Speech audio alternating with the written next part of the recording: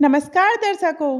क्या आप जानते हैं कि श्री राम ने सीता जी का परित्याग कभी किया ही नहीं था। बहुत से लोग सोचते हैं कि राज्याभिषेक के बाद प्रजा के दबाव में आकर श्री राम जी ने माता सीता का त्याग कर दिया था और उन्हें वन भेज दिया था। हालांकि ये अर्ध सत्य है। राजधर्म का पालन करने के लिए अवश्य ही माता सीता वन में चली गई थी, लेकिन श्री राम ने माता सीता का परित्याग कभी नहीं किया था। माता सीता के वन में जाने के बाद उनका वाल्मीकि आश्रम में रहना, लवकुश का जन्म देना, अश्वमेध यज्ञ करना, राम सीता पुनः मिलन, लवकुश का राम कथा सुनाना व माता सीता का धरती में समाना जैसे प्रसंग हमारे सामने आते हैं। माता सीता के परित्याग के बाद वन में उनके जीवन व परिश्रम से लोग भली भांति परिचित हैं। लेकिन क्या आपने माता सीता के परित्याग के बाद भगवान राम का जीवन कैसे बीता, ये जाना? आज हम आपको इसके बारे में बताएंगे व इससे जो हम सभी को शिक्षा मिलती है वह भी जानेंगे। सबसे पहले ये जान लें कि भगवान राम ने माता सीता का कभी त्याग नहीं किया था, बल्कि वे तो सीता जी के लिए अपना राज सिंहासन तक छोड़ देना चाहते थे। साथ ही माता सीता पर उंगली उठाने वाला केवल एक धोबी नहीं, बल्कि अयोध्या की अधिकांश प्रजा थी। धोबी की तो एक घटना हुई थी, जिसके कारण भगवान राम को प्रजा के बीच जाना पड़ा व इससे उन्हें प्रजा का मत पता चल गया। राम व सीता के अलग होने के पीछे समाज में आने वाली पीढ़ियों को एक संदेश देना था। कहते हैं ना, स्वयं की प्रजा पर हथियार उठाने से अच्छा उनके गलत विचारों को ही काट दिया जाए, तो वह एक उदाहरण बन जाता है।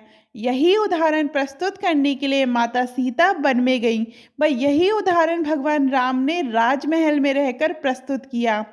प्रजा के द्वारा माता सीता पर कलंक लगाने के बाद रघुवंशी कुल की मर्यादा के लिए माता सीता ने स्वयं बन जाने का निर्णय लिया व अयोध्या की प्रजा को कुछ बुरा नहीं कहा।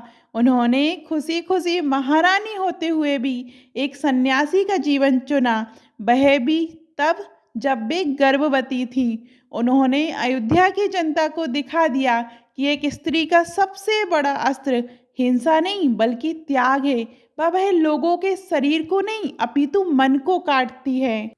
श्री राम माता सीता को वन भेजने के बिल्कुल विरुद्ध थे, लेकिन सीता के हठ व संकल्प के आगे वे हार गए थे।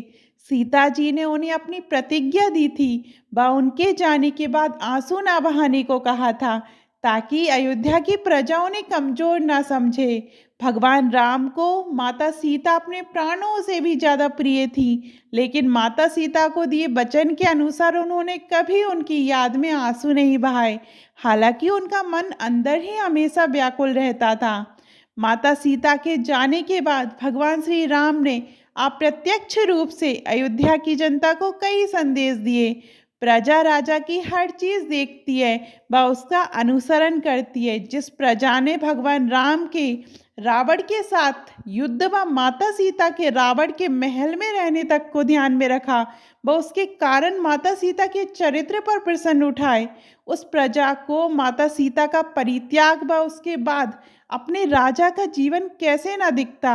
अयोध्या की जनता प्रतिदिन अपने राजा को देख रही थी व पश्चाताप की अग्नि में जल रही थी। जाने कैसे? भगवान राम का भूमि पर सोना। माता सीता के त्याग के बाद भगवान राम ने अयोध्या के राजा होते हुए भी सब निजी सुखों को त्याग दिया था। अब वे माता सीता की तरह भूमि पर सोते थे। उन्होंने सब प्रकार के राजसी भोग व सुख सुविधाओं को त्याग कर दिया था। अपने राजा का इस तरह प्रतिदिन भूमि पर सोना व त्याग को अयोध्या की प्रजा प्रतिदिन देख रही थी। नहीं किया उन्होंने दूसरा विवाह। उस समय राजाओं के द्वारा अपनी पत्नी के साथ में होते हुए भी कई विवाह करने की परंपरा थी, लेकिन भगवान राम ने माता सीता के त्याग के बाद भी कभी दूसरी स्त्री से विवाह का नहीं सोचा। लोग सोच रहे थे कि अब भगवान राम दूसरा विवाह करेंगे, जिनसे उन्हें अयोध्या के अगले राजा मिलेंगे, लेकिन राम ने ऐसा नहीं किया। इससे उन्होंने माता सीता को दिए अपने वचन का पालन किया। प्रजा के सामने हमेशा खुश रहना। अयोध्या की प्रजा अपने राजा की दशा को भली भांति जानती थी। वह उनसे दंड चाहती थी, लेकिन भगवान राम ने कभी दंड देना तो दूर, उन्हें भला बुरा भी नहीं कहा। उन्होंने प्रजा के सामने स्वयं को हमेशा बाहरी रूप से प्रसन्न व मजबूत रखा।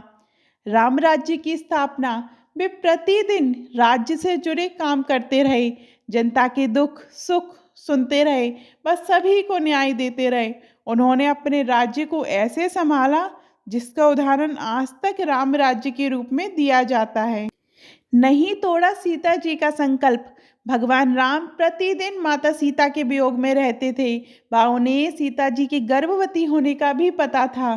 समय बीतता गया, लेकिन उन्होंने सीता के जी के संकल्प को बनाए रखने के लिए कभी भी उन्हें ढूंढने का प्रयत्न नहीं किया। वे केवल अपने मन में सीता जी की छवि से ही बात किया करते थे। अश्वमेध यज्ञ के समय विवाह की बात का खंडन करना। माता सीता जी के जाने के बहुत समय बाद भगवान श्री राम ने अश्वमेध यज्ञ करवाने का निर्णय किया, जिसमें राजा की पत्नी का साथ में बैठना आवश्यक था। इसलिए पूरी अयोध्या में भगवान राम के पुनः विवाह करने की बात फैल गई। जब भगवान राम को इस बात का पता चला तो उन्होंने विवाह का सबके सामने खंडन कर दिया। वह यज्ञ में माता सीता जी की मूर्ति बनवाकर अपने साथ रखी। लव कुश की रामायण कथा। भगवान राम को सब कुछ ज्ञात होने के बाद भी उन्होंने लव कुश को राम दरबार में वाल्मीकि जी के द्वारा लिखी गई रामायण सुनाने की अनुमति दी थी। लव कुश ने पूरी अयोध्या के सामने भगवान राम के जन्म से लेकर पूरी रामायण को गीत के माध्यम से सबको सुनाया। अयोध्या के लोग माता सीता जी के त्याग व वन में जाने के बाद उनका जीवन नहीं जानते थे। इसलिए लव कुश ने अयोध्या की प्रजा के द्वारा किए गए पाप व उनके द्वारा माता सीता व भगवान राम को मिले दुख को सबके सामने रख दिया। इसलिए राम जी ने सीता परित्याग कभी किया ही नहीं, बल्कि प्रजा को उनकी गलती का अनुभव कराने व इससे आगे आने वाली पीढ़ियों को संदेश देने के लिए दोनों ने अपना सर्वस्व दिया व एक दूसरे का जीवन पर्यंत वियोग सहा। आपको ये कथा कैसी लगी कमेंट में ज़रूर बताइएगा। और अभी तक आपने हमारे चैनल धार्मिक चमत्कार को सब्सक्राइब नहीं किया है तो सब्सक्राइब करिएगा। धन्यवाद।